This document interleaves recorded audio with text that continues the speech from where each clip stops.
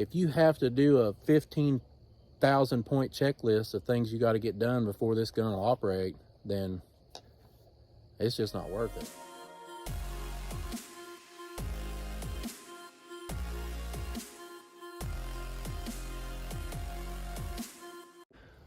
What's up, YouTube? MS1914 here, back with part 2 of the Rock Island Armory Meriva, ever how you say that, 12 gauge pump. And so this is an update because I got so much hate from the first video I made about this, and I had so many problems with it. And you can see I oiled this thing. Everybody's saying, oh, it's not lubed, or you don't know how to operate a shotgun. And people are saying, oh, you're weak, and you know, just ridiculous stuff like that. And also, one of the most ridiculous comments I got was, you're using 3.5-inch shells. So here's the box. I have 2 boxes of these with me. These are 5-shot Federal, as you can see, 2 3/4 12 gauge game load. And we're just gonna load it up on camera and see what it'll do. Now, I've been shooting this and working it and trying to break it in and all kinds of stuff since that first video, but the main problem is, like, I really forgot about it. Like, I got so much going on, and I mean, I don't even know how many guns I've purchased since then. And you know, I kept seeing the comments and I was like, man, I wanted to send it back, but then I was seeing like wait times and plus going through the shipping and all that. And I was like, you know what? I'm just going to give it another chance, because everybody's like, oh, mine works fine. Mine works good. You had to break it in. So it literally sat on my, one of my racks I have that holds my guns for like ever. And then here recently, like I said, I got it out, started shooting it again, trying to get it broke in. Been working the action back and forth. And it seems to be getting easier and working a little better. But the main problem I have is you load it up, and I think this little catch in here is weak, because sometimes the shell will just pop loose. Like, you're just sitting there and the shell will pop out of the mag tube, and then it's in between this loading ramp and your bolt.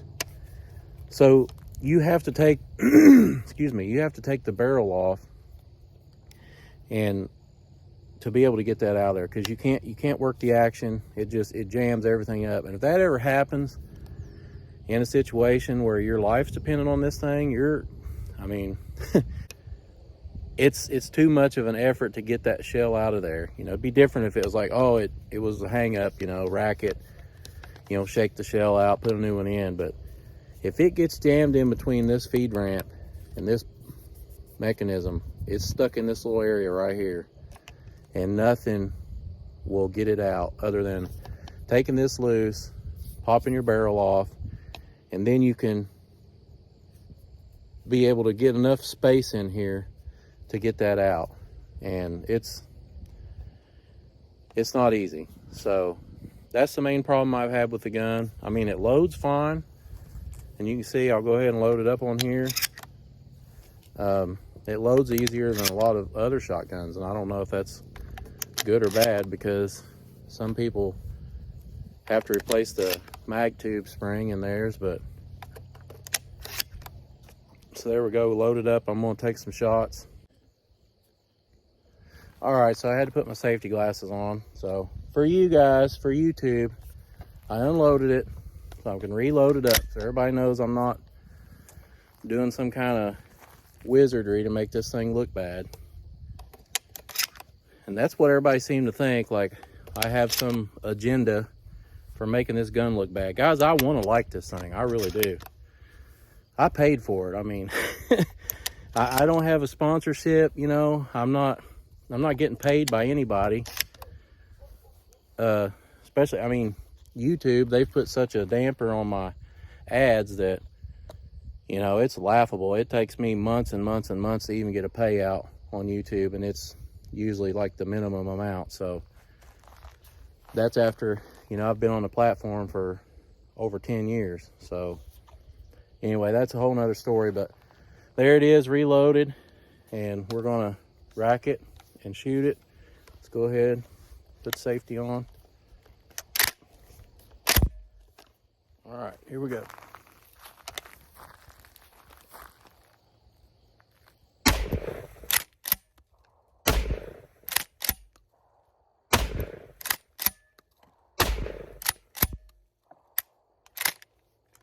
As you can see, that one, I don't know what happened there, but there's the, I was expecting that to go off, caught me flinching. Let's see if it'll, yeah, it went in.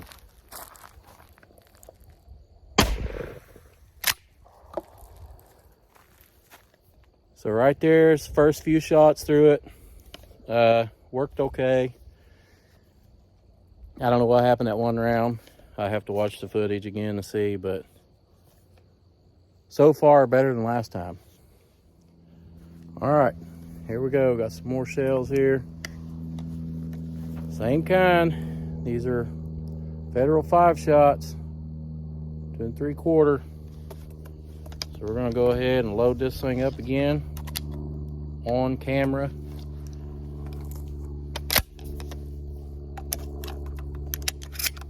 Like I said, I mean, it loads fine as long as the shells stay where they're supposed to be. And you know, I've seen that happen before. You be loading and you not get it all the way past that, and then you get it stuck. But I'm talking about loading it up and maybe jar the gun or turn it over, and all of a sudden, pow, and the shell pops down in there. And I mean, that's a pretty significant failure when you're, you know, in a bad situation. So try again.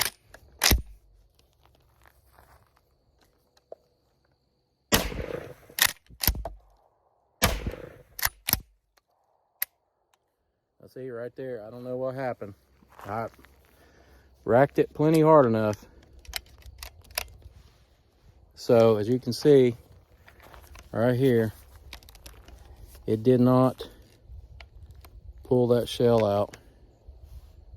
So let's try it again. Okay, there it goes.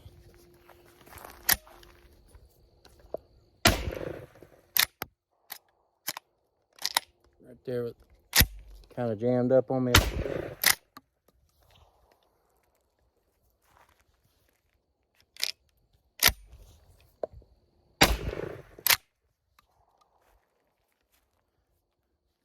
I mean, it's running worlds better than it was when I first took it out. So, I mean, that's a plus. Because like I said, guys, I want to like this thing. I really do. I mean, it's a nice looking gun. It was dirt cheap. And I mean, you know, for the price, and you're getting a 12 gauge pump that's, I mean, very considerable home defense or self-defense round. You know, you could put slugs in here, double aught buck, and it's even got the 3-inch chamber if you wanted to put those in. Not 3.5. A lot of you guys were saying, or a few, oh, you put 3.5-inch shells in it, that's why it didn't work. Okay. It seems to be running a lot better. You know, I listened to a lot of you guys. I'm giving it a second chance, and I did not send it back. It's still, like I said, it was sitting on my rack for all this time, and I've just had way more important things to do than deal with this, even though I see those comments. And you know, it's kind of annoying, like people trying to say that I'm purposely you know, giving this gun a bad review, or that I have some kind of motive, like, you know, to make this gun look bad. And it's like, I bought the gun, I paid for it with my own money. The only person that looks bad is me. If I bought a piece of junk, I'm the only person that looks bad. So I don't understand. Like, I give an honest review, my experience of what happened, and try to show people, like, this is what happens when my experience with this gun. It gets so much hate, especially on a cheap gun like this. I noticed the same thing with the high point. Anything that you do that criticizes like a budget firearm, you're going to have a ton of people that they get their feelings hurt. And I mean, it is what it is, guys. I mean, this thing, it's running pretty good today. We did have a couple little weird things happen, and everybody will always say, well, if you did this or if you did that, but that's not the point. I mean, I've got a Maverick 88 in the truck right now that I don't care what you do to that thing. You rack that slide back and forward, and you're going to put a new shell in the chamber, and it's going to go off. And I mean, there shouldn't be this whole, you know, ritual that you have to do to get a gun to work.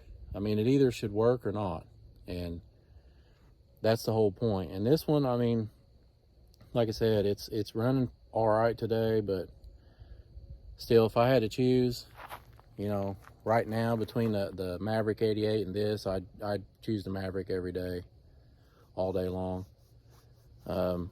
Simply because and it's not because, oh, I'm a big Mossberg fan. It's just the fact that I've never had an issue. I've got two 88s, and one of them is like 28-inch barrel. It's got the big vent rib barrel, and the other one is I think it's called the Security, which has the 8-inch or the 8 shot, excuse me, chamber. And neither one of them have ever gave me a problem, regardless of what I put through it. Cheapest shotgun shells you can find, runs perfect. And you know, that's another, like I said, one of the arguments people say, well, you need to do this and you need to run different ammo and you need to make sure this is greased up and this is clean and all this. And I understand that. I mean, you got to take care of your guns, but if you have to do a 15,000 point checklist of things you got to get done before this gun will operate, then it's just not worth it. You know what I'm saying? So I don't know. There it is. I'm getting ready for more hate on this, but like I said, I want to like it. It's starting to grow on me because it is working a little better now. But until I can come out here and run, you know, 2 or 3 boxes through it with no issues whatsoever. And like I said, man, I soaked this thing down with oil before the video. I don't know if you can see some of it seeping through because everybody was like, oh, it's dry. So I don't know. I mean, I wiped it down, tried to get all the excess out and worked it back and forth several times. But this metal in here is made out of, I'm not exactly sure, but it just seems like it's naturally needs a lot of lubricant because, you know, some of the metals will kind of soak the lubricant in and kind of stay in that state for a while. And this one just seems like you spray the lube on it and within a little bit it's already, you know, completely dry. But I don't know, we'll see. Hopefully this thing comes into it. I'm not going to get rid of it. I'm just going to keep it. I'm kind of a hoarder when it comes to my guns anyway. So, but there it is.